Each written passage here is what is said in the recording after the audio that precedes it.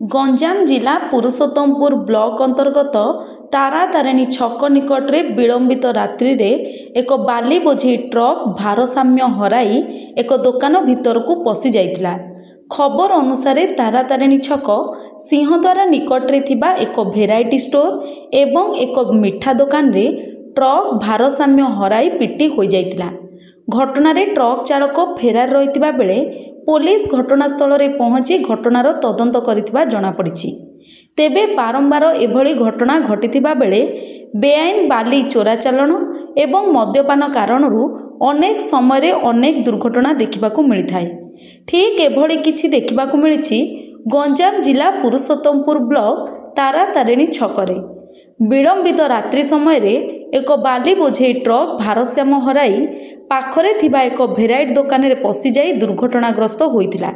घटनार खबर पाई पुरुषोत्तमपुर पुलिस घटनास्थल रे पहुंची गाड़ी को क्रेन माध्यम रे रास्ता कड़रू उद्धार करने सह घटनार तदंत आरंभ करिछि। तेबे बारंबार एभली घटना घटिथिबा बेआईन बाली चोराचालन को रोकिबारे विफल हेउछि प्रशासन। गंजामरू विश्वम्बर दास को रिपोर्ट, पब्लिक मीडिया।